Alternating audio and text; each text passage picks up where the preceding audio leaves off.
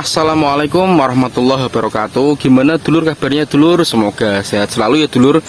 Nah, mungkin barangkali ada dari dulur yang pengen tahu untuk jenis padi sayang yang saya tanam. Ini saya sebelkan dulu. Saya lihatkan ini untuk padinya. Nah, ini padi milik saya dulur ya. Ada beberapa petak ini yang satu di sana masih 1, 2, 3, 4. Ada 5 garapan yang sawah seperti ini dulur. Apakah milik saya? Bukan, itu milik orang tua sama milik om yang kami garap. Jadi saya nggak mau bilang itu punya saya, enggak itu bukan punya saya dulur ya. Nah, untuk padi saya ini dulur yang kita garap ini jenisnya jenis 32 dulur. 32 itu Inpari ya dulur. Inpari itu kan ada beberapa macam, ada yang 32, ada yang 42. Nah, dan jenisnya pun juga beda, ada yang premium, ada yang jumbo gitu ya dulur. Nah, saya pakai yang kalau nggak salah ini yang premium, bukan yang jumbo.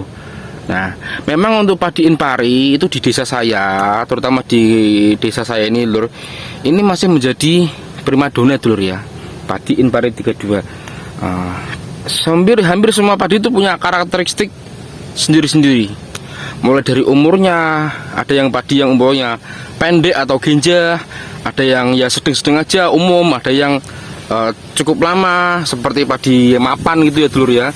Nah, kalau yang Inpari ini tergantung, ini untuk ini umurnya biasa dulur ya, enggak genjah juga enggak terlalu lama seperti padi mapan. Nah, adapun ini padi yang saya garap ini yang sebelah milik om saya. Nah, kelihatan ya dulur ya. Nah, ini untuk tanamnya tuh selisih 2 hari dulur ya. Untuk tanamnya tuh selisih 2 hari, cuman untuk pembibitannya itu selisih sekitar 1 minggu. Jadi padi saya ini saya tanam di umur pas itu umur 20 hari dulur ya. 20 hari saya tanamnya. Nah, kemudian kan dalam istilah pertanian ada istilah HSS gitu dulur, HSS, HST. Nah, itu singkatan dulu ya. Bukan terlalu penting, bukan penting kalau bahas HSS ya ST itu. Kalau misalkan jenengan bukan bergelut di dunia pertanian, tapi kalau jenengan bergelut di pertanian, ya mungkin itu anggap saja sebagai khasanah ilmu. HSS itu adalah hari setelah semai dulu ya. Kemudian kalau HST itu hari setelah tanam. Jadi padinya ini dulu kan disemai, dibuat di tempat semaian benih padi dulu ya, dari bulir itu disebar. Nah, itu bukan tanam dulu, itu masuknya itu semai gitu. Nah, setelah semai, setelah 20 hari kemudian kita tanam. Nah, itu masuknya HST, hari setelah tanam. Jadi umurnya berapa misalkan, umurnya kok 60 HST gitu, berarti umurnya itu 60 hari setelah padi itu tanam. Nah, kenapa kok saya pilih Inpari 32 dulur ya? Nah, untuk Inpari 32 itu dulur, itu sampai saat ini masih menang di rendemen bobot dulur ya. Jadi bobotnya itu untuk bulir gabahnya itu padat dan berat. Itu ya, saya belum tahu yang menanding itu sekarang siapa, terus saya belum tahu. Tapi yang saya tahu itu rendemennya, bobotnya itu bagus untuk gabahnya, untuk hasilnya. Kemudian untuk perawatannya juga enggak terlalu sulit untuk 32 dulu ya. Kan ada padi itu beda-beda lur. Ada yang kikri romatannya tuh, perawatannya tuh agak angel, agak ribet gitu. Ada yang mudah, kemudian dan juga dari malanya ada yang malanya panjang, ada yang malanya tuh kayak besar gitu, kayak punya AGT gitu ya dulur ya, AGT 303. Nah, kalau ini memang cenderungnya tuh identik dengan bobot, dia menang di bobot sama perawatannya yang simple. Cuman ada kelemahannya dulur untuk padi jenis Inpari 32, yaitu apa dulur tahu? Nah, padinya itu gampang rebah dulur ya, mudah rebah.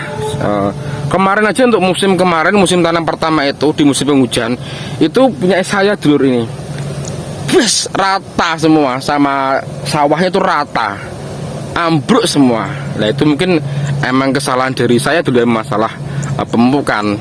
Nah, maka dari itu untuk penanganannya atau pencegahannya itu kalau biar nggak rebah itu salah satunya itu dengan di metode pemupukannya dulur. Jadi untuk yang pemupukan keduanya itu tidak diberi urea. Kayak kemarin kita pemupukan kedua itu tidak diberi urea. Kemudian selebihnya nanti tinggal kita tawakal sama Allah Subhanahu Wa Taala. Itu untuk pencegahannya dulu supaya nggak rebah.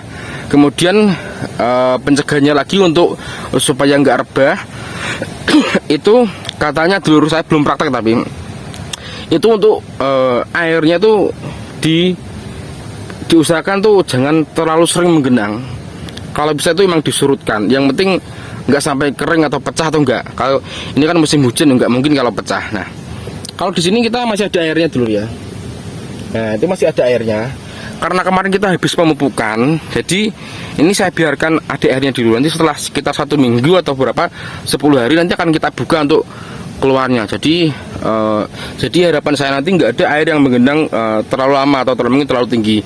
Nanti akan kita satkan, kita buang semuanya. Itu ya dulur mengenai bibit yang saya tanam. Sekali lagi saya tanamnya bibit Inpari 32, masih menjadi primadona di desa saya.